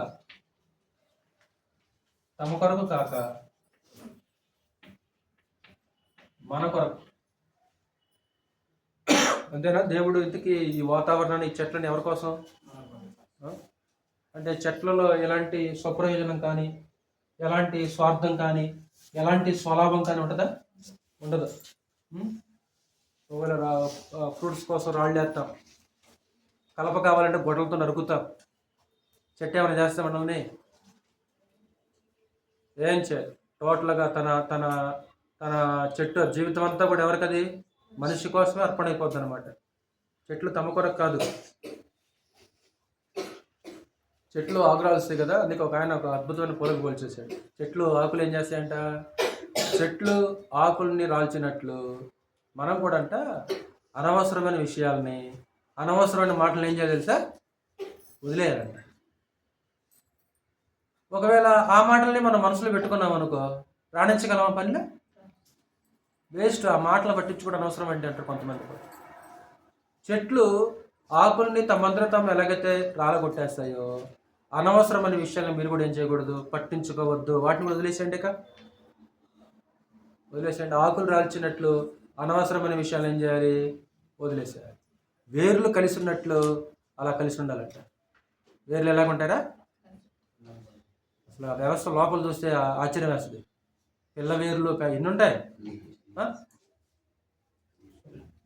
అవి ఒకదానికోటి ఎలాగుంటాయి ఆ వేర్లు? అంటే ఆ వేర్లు కలిసి ఉన్నట్లు మనం కలిసి ఉండాలంట. చెట్టు ఆకులు రాల్చినట్లు అనవసరమైన విషయాలు ఏం చేయాలి? వదిలేసేయాలి. ఎందుకు అంటే ఆ మాటలు ఆ మనసులో పెట్టుకోవటం వల్ల మనకే నష్టమే కదా. నిద్ర ఉండదు, తిండి సరిగా ఉండదు, ఆరోగ్యం ఉండదు, పని మీద దృష్టి ఉండదు. ఎప్పుడైతే ఆ మాటలు వదిలిపెట్టేస్తామో మన పని మనము చూడండి. ఎన్నో గొప్ప పాఠాలు. ఇప్పుడు చెట్లు తమ కొరకు కాదు, మరి మన ఎవరి కోసం? భలే చెప్తారు మీరు. వెంటనే సమాధానం చూడకుండా చెప్తారు మీరు ఆ వాక్యాన్ని. ఏ వాక్యమో? జీవించు వారికి మీదట నిద్ర లేకుండా చెప్తారు మీరందరూ ఆ వాక్యాన్ని. నిజంగా అంతే. యేసుక్రీస్తు కొరకు ఉన్నావా లక్ష్మణ గారు? నిజంగా ఆయన కొరకు జీవిస్తున్నావా? చదువు మీకు తెలిసిన బట్టి ముగించేస్తాను. ఇంకొక 5 నిమిషాలు. 2 కొరింథీ 5 అధ్యాయం చదువు ఒకసారి.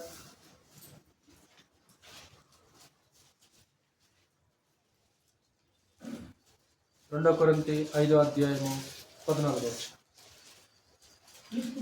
క్రీస్తు ప్రేమ మమ్మల్ని బలవంతము చేయుచును. ఎలాగనగా అందరి కొరకు ఒకడు మృతి పొందెను గనుక. అందరి కోసం ఒకడు మృతి పొందాడు. ఎవరో ఒక ఆయన? యేసుక్రీస్తు. తర్వాత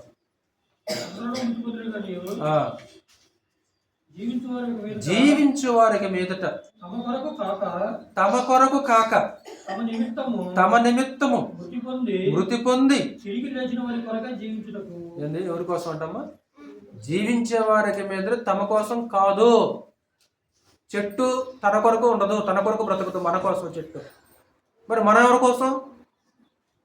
మనం ఎవరి కొరకు? నీ కొరకు నువ్వా? నాన్న కోసమా, భార్య కోసమా, భర్త కోసమా, భర్త కొరక, పిల్లల కొరక?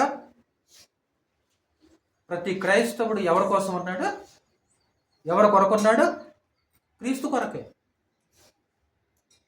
అందుకే గతంలో చెప్పినాను కదా, మీరు ఎప్పుడన్నా భార్య మీద కలిగి భోజనం అనుకున్నారా? తప్పు చేస్తున్నారు. ఒకవేళ భోజనం మానుకోవాలంటే ఎవరి కోసం మానుకోవాలి? అంతే. ఒకవేళ క్రైస్తవుడు మనుషుల మీద దృష్టితోటి భోజనం మానుకుంటే తప్పు చేస్తున్నాడు. ఎవరి కోసం భోజనం మానుకోకూడదు. ఒకవేళ భోజనం మానుకోవాలంటే ఎవరి కోసం మానుకోమన్నాడు? క్రీస్తు కోసం. తినాలంటే కూడా ఎవరి కోసం తినమన్నాడు? రోమపత్రికలో మనం భోజనము చేసినను మానుకున్నాడు. ప్రభు కోసమే తినుచున్నాము, ప్రభు కోసమే మానుకొనుచున్నాం, ప్రభు కోసం బ్రతుకుచున్నాం. పిల్లలు కూడా గుర్తుంచుకోండి, భోజనం మానుకోకూడదు. ఎవరి మీద కోపంతో? అమ్మ నాన్న కోరుకున్నది చేయలేదని, లేదా వాళ్ళ మీద కోపంతో, ఎవరి మీద కోపంతో భోజనం అనుకునే వ్యక్తి వాక్యానికి వ్యతిరేకంగా ఉన్నాడు అతని మనిషి. కాబట్టి ఈరోజు మనం ఉండాల్సింది క్రీస్తు కొరకు. ఇంకా 2 పాయింట్లు మిమ్మల్ని విసిగించింది. ఇంకా ఒకసారి చెట్లు కింద పడిపోతాయి. చెట్లు కింద పడిపోయినప్పుడు ఏదైనా ఒక చిన్న వేరు భూమి లోపల ఉన్నా సరే అది ఏమైపోద్ది? చూసారా, సోషల్ మీడియాలో ఒకసారి ఫోటోలు వచ్చేస్తుంటాయి. ఏ చెట్టు అయినా సరే ఎండి ముద్దంతా ఎండిపోద్ది. ఎక్కడో చిన్న చిన్నది ఉంటుంది, అది ఏమైపోద్ది? మరలా లేచి ఒక మహా చెట్టు, ఒక మహా వృక్షలాగా అయిపోద్ది. ఇప్పుడు గాలికి పడిపోద్ది చెట్టు, వానకు పడిపోద్ది చెట్టు. ఒకవేళ ఏ చిన్న వేరైనా సరే మట్టిలో ఉందనుకోమ్మా, అదైనా ఏం చేస్తుంది అనమాట? అది తిరిగి లేస్తుంది, మరలా తిరిగి లేస్తుంది. అంటే కొన్ని చెట్లు పడి లేస్తాయి. కొన్ని చెట్లు ఎలాగుంటాయంటే గాలికి వానికి పడిపోయినా సరే మరలా తిరిగి ఒక చెట్టు రూపాన్ని సంతరించుకుంటాయి, పడిలేస్తాయి అనమాట.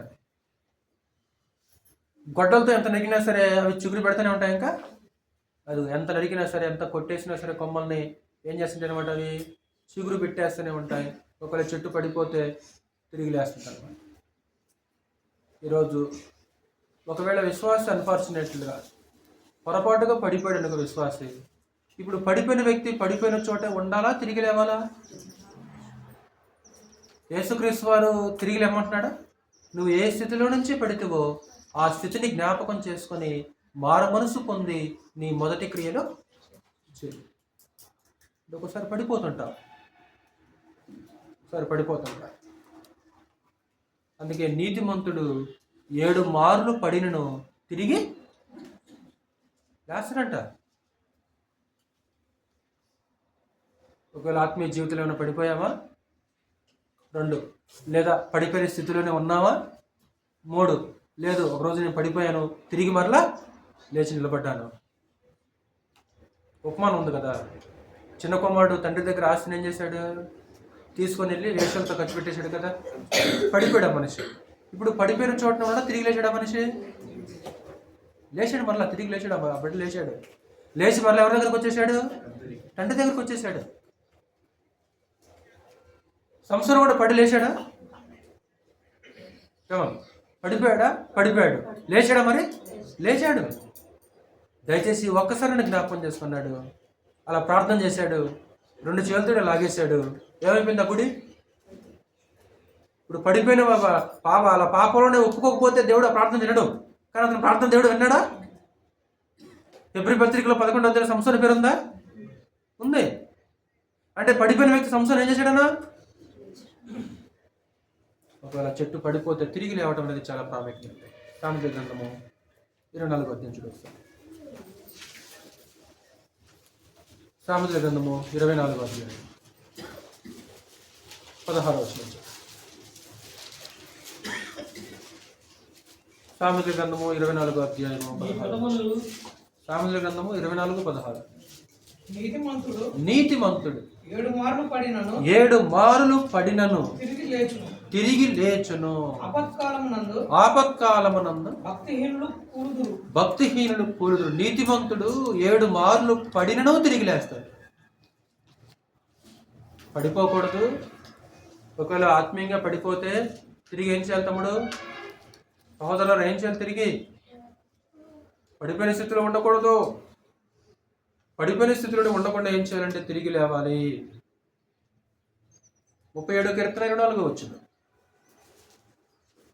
37వ కీర్తన 24వ వచనం. యెహోవా అతని చెయ్యి పట్టుకొని ఉన్నాడు, అతడు నేలన పడినను. అంటే అర్థం ఏంటి? లేస్తాడనే లేవకుండా ఉంటున్నాడా? అంటే పడ్డా లేస్తాడు. కొంతమంది పడిపోయిన సంగతి తెలియదు. కొంతమంది పడిపోయిన లేవరు. మేము నిలబడ్డామనే భ్రమలో ఉంటారు. మొదటి ప్రేమను కోల్పోతేనే పడిపోయిన స్థితి అంట కదా లక్ష్మణ గారు. అవునా రాజు? ఇందుకు ఎఫ్ఎస్సీలు ఏ విషయంలో పడిపోయాక ఇష్టపడతానా? నువ్వు ఏ స్థితిలో నుంచి పడితేవో అంటే ఏంటి? పడిపోవడం అంటే ఏంటి? వ్యభిచారం చేయటమా? దొంగతనం చేయటమా? మోసం చేయటమా? అవును, అది కూడా పడిపోవటమే. కానీ ఎఫ్ఎస్సీలు ఎలా పడిపోయారు? ఏ విషయంలో పడిపోయారు వాళ్ళు? మొదటి ప్రేమ లేదు, అంతే.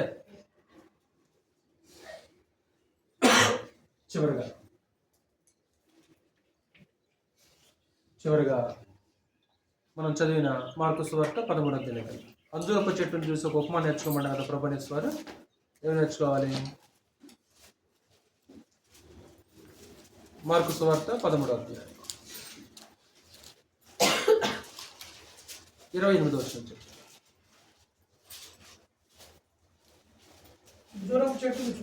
అంజూరపు చెట్టును చూచి ఒక ఉపమానము నేర్చుకొనుడి.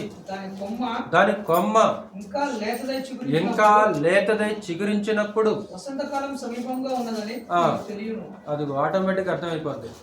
మార్చి ఏప్రిల్లో ఆకులు రాల్చి అంజూరపు చెట్టు ఏం చేస్తుందంటే కొత్త చిగురేస్తుంది. అంటే ఏంటి సూచన? ఏంటంటే వేసవి కాలం రాబోతుంది. అద్భుతం. అది అంటే దేవుడు ఏర్పరిచిన అంటే నేను ఆలోచించాను ఒక అద్భుతమైన కాలం ఏంటంటే, చూడండి, బాగా ఎర్రటి ఎండల్లో ఆకులు రాలి. ఆ ఎండాకాలంలో చెట్లన్నీ ఎలా ఉంటాయి తెలుసా? పెద్ద పెద్ద చెట్లన్నీ పచ్చగా, ఆకులతో పచ్చగా ఉంటాయి. ఫిబ్రవరి నెలలో బహుశా మన కాలంలోనైతే, మన ఏరియాలోనైతే ఫిబ్రవరి నెలలో బహుశా ఆకు రాలటం మొదలు పెడుతుంది అనమాట. ఏప్రిల్లో, మే నెలకల్లా చెట్లు ఎలా ఉంటాయి తెలుసామా? చిన్న చిన్న మొక్కలు, గడ్డి మొక్కలు అంటే ఎండిపోతుంది, వేరే సంగతి. చూడండి పరమ తండ్రి ఎలాంటి సిస్టమ్ ఏర్పాటు చేశాడు కదా. కాబట్టి అంజూరపు చెట్టు చిగురిస్తుంది అనుకో, ఇక వాళ్ళకి వెంటనే గుర్తు వస్తే ఏంటది? ఇదిగో వేసవి కాలము రాబోతుంది. లేదా చిగురిస్తుందంటే ఇదే కాలము, ఇది వసంతకాలం. నెక్స్ట్ వచ్చేది ఏ కాలము? వేసవి కాలం. అంజూరపు చెట్టును చూసి ఒక ఉపమానం నేర్చుకున్నాడు. కింద చదువు. ఆ ప్రకారమే ఏ సంగతులు? ఆ ప్రకారమే మీరు ఈ సంగతులు జరుగుట చూచినప్పుడు ఆయన సమీపమునే ద్వారము దగ్గరనే ఉన్నాడని తెలుసుకొనుడి. ప్రభు రాక దగ్గరగా ఉంది, ప్రభు రాక సమీపంగా ఉంది. దేని బట్టి తెలుసుకోవచ్చు అంటే శ్రవణం. ఇప్పుడు ఇది వసంతకాలం, ఇది వచ్చేది వేసవికాలం. ఎలా తెలుసుకుంటారు వాళ్ళు? చెట్టు చిగురించటను బట్టి. ప్రభు రాక దగ్గరగా ఉంది, ప్రభు రాక సమీపంగా ఉంది అని దేని బట్టి తెలుసుకోవచ్చు అంటే ఇక్కడ ఈ సంగతులు ఉన్నాయి కదా. మీరు ఈ సంగతులు జరుగుట చూచినప్పుడు ఆయన సమీపంలోనే ద్వారం దగ్గరనే ఉన్నాడు. ఏ సంగతులు?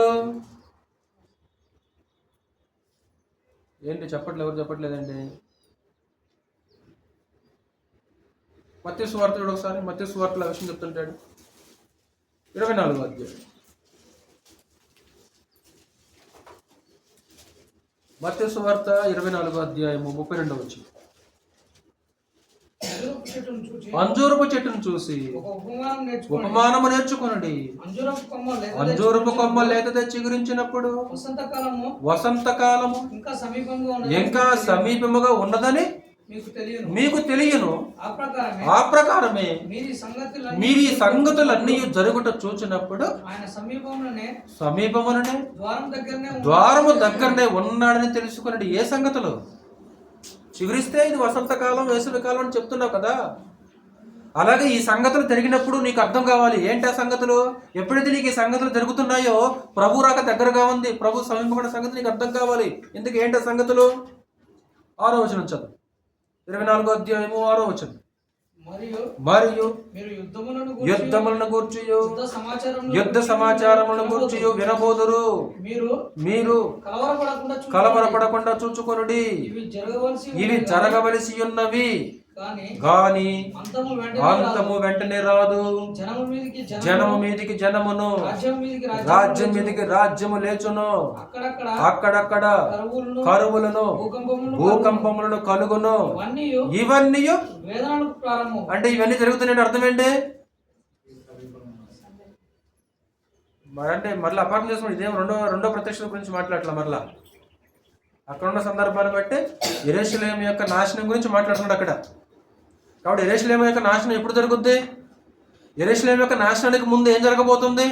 ఇది ఇలాంటి సూచనలు కనబడతాయి. ఇంకేం జరుగుద్దంట? అప్పుడు జనులు మిమ్మును శ్రమలు పాలు చేసి చంపెదరు.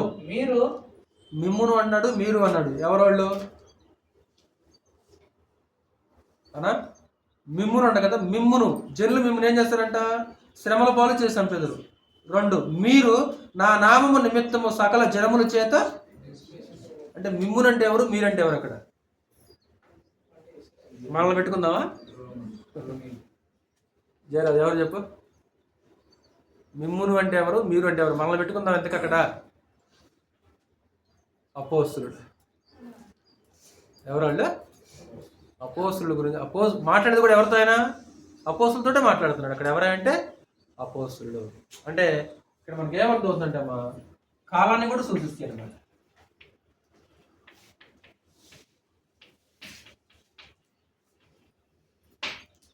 కాలాన్ని సూచిస్తాయి. అంటే చెట్లను చూసి ఇది వసంతకాలము, ఇది వేసవి కాలము, ఇది ఆ కాలం అని మనుషులు ఏం చేయగలరో దాన్ని గుర్తించగలరు. అలాగే దేవుడు మనకు కూడా కొన్ని సూచనలు చూపిస్తున్నాడు. ఆ సూచనలు చూపించినప్పుడు మనకేమర్థం కావాలంటే, ఇదిగో ప్రభు రాక దగ్గరగా ఉంది, సమీపంగా ఉంది అని తెలుసుకోవాలని అపోస్తులతో మాట్లాడుతున్నట్లు మనం చూడాలి. అంటే అక్కడున్న సందర్భాన్ని బట్టి యెరూషలేము యొక్క నాశనం గురించి అపోస్తులతోటి ప్రభుయేశ్వరు మాట్లాడుతున్నట్లు మనం చూడవచ్చు. అది రెండవ ప్రత్యక్షత గురించి లేదా మనుషులు అనుకున్నట్లు రెండో రాకడ గురించి అక్కడ మాట్లాడలేదు అన్నమాట. ఇలాంటి ఒక విశేషమైన పాఠాలు చెట్లను చూసి మనము నేర్చుకోవచ్చు. నేను ముగించేస్తాను. ఒకసారి బోర్డుకి చూడండి, అందరూ చూడండి. మనం నేర్చుకున్న అంశం పేరు చెప్పండి ఒకసారి. మహోన్నతిని విద్యాలయం. ఆ విద్యాలయంలో మనం నేర్చుకున్న పాఠం ఏంటి? చెట్లను చూసి నేర్చుకునే పాఠం. పోయిన నెలలోనేమో చీమలు మనం నేర్పుతున్న పాఠాల గురించి నేర్చుకున్నాము. ఈరోజు ఏమో చెట్లు నేర్పుతున్న పాఠాల గురించి మనం నేర్చుకున్నాం. గ్రంథము నరులను చెట్లతో పోల్చిందనే భాగాన్ని ఫస్ట్గా మనం చూసాము. ఎందుకు ఈ చెట్లను చూసి యేసుక్రీస్తుని చెట్లను చూడమన్నట్లు చూసి నేర్చుకోవచ్చు అంటే, ఇదిగో మొట్టమొదట ఏ విత్తనం విత్తితే అదే మొక్క వస్తుంది, అదే పంట వస్తుంది. అలాగే మనం కూడా శరీరంతో విత్తుతుంటాము, ఆత్మతోటి విత్తుతుంటాము. భవిష్యత్తులో మనం కూడా అదే పంటని వస్తాం. 2, విత్తనం తెస్తేనే మొక్క అవుతుంది. ఒకవేళ నేలలో విత్తనం ఒంటిగా ఉందని కదా మొక్క అయ్యే అవకాశం ఉందా? లేదు. ఇప్పుడు మనం కూడా బ్రతకాలంటే, ఫలించాలంటే మనం కూడా ఏమైనా పాపాల విషయమే మనం కూడా చనిపోవాలి. అన్ని విత్తనాలు మొలకెత్తుతాయా? అన్ని విత్తనాలు మొలకెత్తే అవకాశము లేదు. అందరూ వాక్యం వింటారు కానీ అందరూ గ్రహించి లోబడే అవకాశము లేదు. 4, విత్తనము ఒక చిన్న మొక్కగా, ఒక చిన్న మొక్క చెట్టుగా, ఒక చెట్టు మహావృక్షంలాగా ఏం చేస్తుంది? ఎదుగుద్ది. ఇప్పుడు మనం కూడా ఆత్మీయంగా ఏం చేయాలి? ఎందుకంటే మనం కూడా యెహోవా నాటిన చెట్లు కదా. ఖర్జూర వృక్షంతో, దేవదారు యొక్క వృక్షంతో మనం పోల్చేసి ఖర్జూర వృక్షం వల్ల ఎదగాలి, నిరవంజ చెట్టు వల్ల ఎదగాలి, అన్ని విషయాల్లో ప్రభువుని యేసు వలె ఉండటానికి ఎదగాలి ఎదగాలి ఎదగాలి. అలాగే చెట్టు ఫలాలు ఫలిస్తుంది కదా, ఏమో ఫలాలు ఫలిస్తుంది. ఈరోజు మనం కూడా ఏం చేయాలి? ఒక ఫలాలు ఫలించాల్సిన అవసరత ఉంటుంది. ఫలాలు ఫలించాలంటే చావాలంటాడు. ఫలాలు ఫలించాలంటే ఇదిగో మీరు నా యందు నిలిచి ఉండండి, నేను మీ యందు నిలిచి ఉంటాను, అప్పుడు మీరు బహుగా ఫలిస్తాడు అంటున్నాడు. చెట్టు ఎలాంటి తెలియాలంటే దేని వల్ల తెలుస్తుందంట? చెట్టు తన ఫలము వలన తెలియదు. అంటే మనం ఎలాంటి వాళ్ళమో మన మాటలను బట్టి, మన క్రియలను బట్టి ఆటోమేటిక్గా అర్థమైపోతుంది అన్నమాట. అలాగే చెట్లు ఆకులు ఏం చేస్తే వెలుగు వైపు చూస్తాయి కదా. చెట్టు ఫలించాలంటే నీరు అవసరము, అలాగా వెలుగు సూర్యరశ్మి అనేది అవసరం అనమాట. ఇప్పుడు మనం కూడా ఎవరి వైపు చూడాలి? యేసు ప్రభు వైపు మనం చూడాలన్నమాట. ప్రభు వైపు మనం చూడాలి. చెట్లు తమ కొరకు ఉన్నాయా, మన కొరకు ఉన్నాయా? మన కొరకు దేవుడు సృష్టించాడు అనమాట. చెట్లు మన కొరకు, వాటి కొరకు కాదనమాట. మరి ఈరోజు మనమంది ఎవరి కొరకు? మరి మనమన్నది ఎవరి కోసం అంటే ప్రభు కొరకు. కొన్ని చెట్లు పడతాయి, పడ్డ కూడా అవి ఏం చేస్తాయి? మరలా తిరిగి మరలా వేస్తుంటాయి. ఒకవేళ అన్ఫార్చునేట్లీగా మనం పడిపోయామనుకో, పడిపోయిన స్థితిలోనే మనం ఉండకుండా ఏం చేయాలి? ఇదిగో తిరిగి లేవాలి, నిలబడాలి, లేచి మరలా. పడిపోయామా, లేచి నిలబడాలి మరలా. అలాగే కాలాన్ని కూడా సూచిస్తున్నట్లు మనకు తేటగా అర్థం ఉంది. ఒకసారి మరలా పాఠాన్ని మధ్యలో మరలా ఒకసారి చూడండి. మరలా దేవుడు కనికరించేస్తే మరలా వచ్చే నెలలో మరొక సందేశం